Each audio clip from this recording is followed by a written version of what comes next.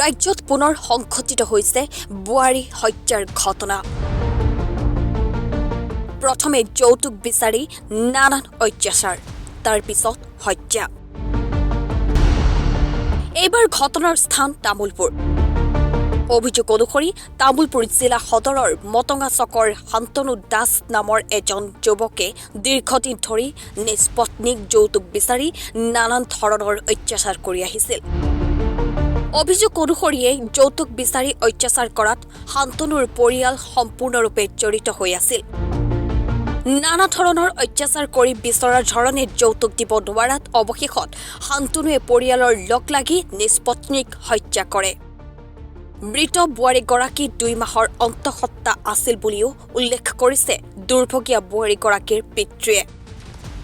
ভুক্তভোগী পৰিয়ালটোৰ অভিযোগ, একেলগে 2টা প্ৰাণীক এনেদৰে হত্যা কৰি দুৰ্ঘটনাৰ ৰূপ দিয়ে শান্তনু তথা শান্তনুৰ পৰিয়ালে। দুৰ্ঘটনা সংঘটিত হোৱা বুলি কেইবাদিনো মেডিকেলত ভৰ্তি কৰাই ৰাখিছিল শান্তনুৰ পত্নীক। বোৱাৰীৰ অসুখীয়া দেউতাকক বোৱাৰীগৰাকীক মেডিকেলত ভৰ্তি কৰাওঁতে একেলগে অপাৰেশ্যন কৰাই নিব বুলিও প্ৰলোভন দিয়াৰ গুৰুতৰ অভিযোগ উত্থাপন কৰিছে দুৰ্ভগীয়া বোৱাৰীগৰাকীৰ পিতৃয়ে। আমি সেইটোকে ভাবি পেলাই মেডিকেললৈকে গ'লোঁ, ইয়াততো লগ নাপালোৱে, ৰঙিয়াত গ'লোঁ। ৰঙিয়াত সিহঁতে ইতিমধ্যে এডমিট কৰাইছে। সিহঁতে আচলতে মৃত্যু তাই জপিওৱা নাই কোনো কাৰণে, সিহঁতে নিজে মাৰি পেলাইছে আমাৰ ছোৱালীটোক। উক্ত ঘটনাক কেন্দ্ৰ কৰি বোৱাৰীগৰাকীৰ পিতৃ বাবুল দাসে তামোলপুৰ আৰক্ষী থানাত এজাহাৰ দাখিল কৰিছিল যদিও আৰক্ষীয়ে গোচৰ ৰুজু নকৰাৰ গুৰুতৰ অভিযোগ দুৰ্ভগীয়া পিতৃৰ। আৰক্ষীৰ তদন্ত ইমান এটা মই ভাল পোৱা নাছিলোঁ প্ৰথমতে, কিন্তু যোৱাকালিৰ পৰা অলপ তেখেতসকলে আগবাঢ়িছে। মই সেইটো কথা এৰেষ্ট কৰিছে নেকি? ল'ৰাজন সেই সংক্ৰান্তত এৰেষ্ট কৰা নাই, বেলেগ কাৰণতহে এৰেষ্ট কৰিছে। যোৱাকালি সেই পৰকীয়া প্ৰেমত য'ত ধৰাত পৰিছে তাৰ পৰাহে এৰেষ্ট কৰিছে।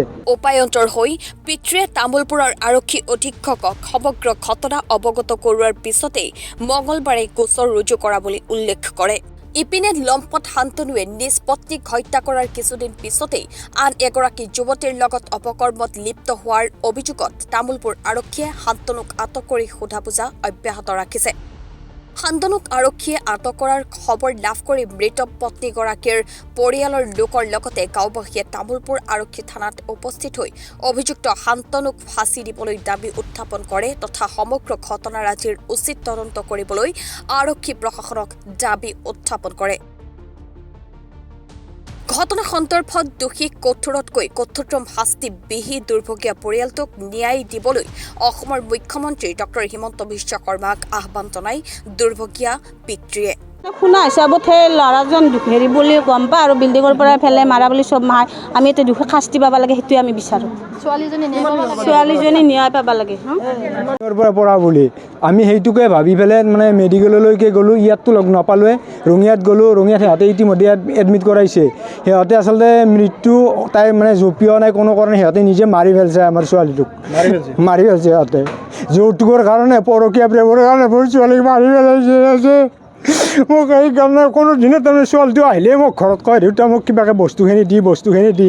মই কিন্তু নিজে বেমাৰী, অপাৰেশ্যন হ'ব পৰা নাই, মই কি কৰিম, কেনেকৈ বস্তুখিনি দিম। মই সেইখিনি কথা বুজাওঁ, কিন্তু বুজালেও নুবুজে ছোৱালী। খালি মোক কয়, মায়েও কয় মোক, দেউতাও কয় ঘৰত। কিন্তু প্ৰথমতে যেতিয়া ৰেজিষ্টাৰ কৰি দিওঁ তেতিয়া সিহঁতক তাৰমানে কোনো একো সম্পত্তি নালাগে, যৌতুক নালাগে।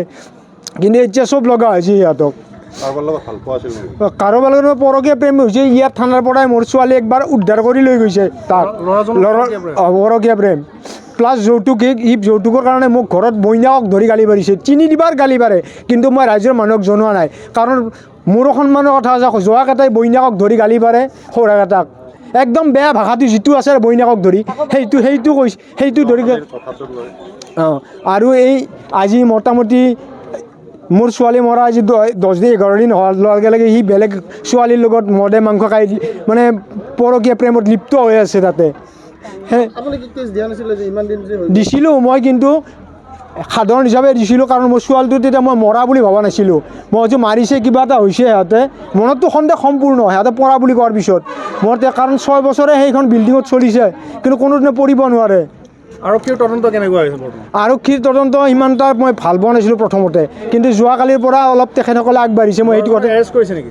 ল'ৰাজন সেই সংক্ৰান্তত এৰেষ্ট কৰা নাই, বেলেগ কাৰণতহে এৰেষ্ট কৰিছে। যোৱাকালি সেই পৰকীয়া প্ৰেমত য'ত ধৰাত পৰিছে তাৰ পৰাহে এৰেষ্ট কৰিছে।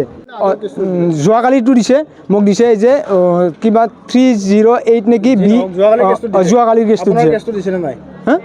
আপুনি দিয়া কেছটো ৰেজিষ্টাৰ হ'লনে নাই? হৈছে, আজি হৈছে। এছপিৰ নিৰ্দেশনাৰ পিছত হৈছে? আগতে হোৱা নাছিল? আগতে হোৱা নাছিল। আপুনি সুধিছিল নে কিয় ইমান দিন ৰেজিষ্টাৰ হ'ল? মই সুধিছিলোঁ, কৈছে ৰেজিষ্টাৰ হোৱা নাই বুলি কৈছে। মই বাছ গুচি গৈছোঁ। আমি ইমান এটা নাজানো, মই গাঁৱৰ মানুহ, আমি এনে কাম বন কৰি খোৱা মানুহ, আমি ইমান পঢ়া পাতিৰো অভিজ্ঞতা নাই, মই কি কৰিম সিমান এটা মাথাই মোৰ। সিদিনাখনে মই একো কৰিব নোৱাৰিলোঁ ছোৱালীটোক লৈ অহাৰ পিছতো, কাৰণ মোৰ মাথাই চৰ্ট হৈ আছে। মোৰ কাণ সমনীয়া ছোৱালী এটা মোৰ মৰি গ'ল, তাকো প্ৰেগনেঞ্চি আছিল 2 মাহৰ। একেলগে 2টা জীৱ হত্যা কৰি পেলালে, একজনক নহয়, সিহঁতে 2জনক হত্যা কৰি পেলালে। হত্যা কৰিলে?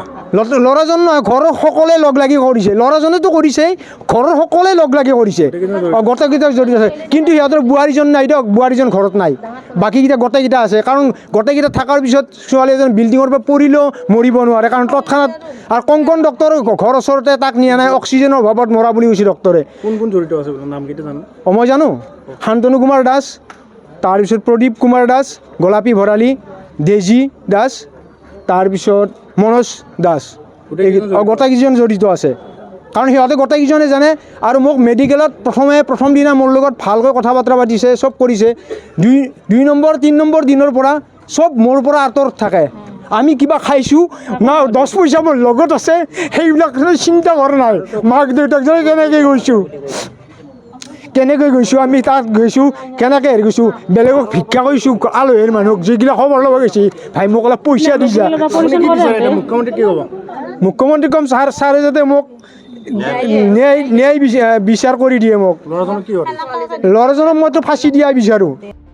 তামোলপুৰৰ পৰা নিতুল দাসৰ ৰিপৰ্ট, দি নৰ্থ ইষ্ট।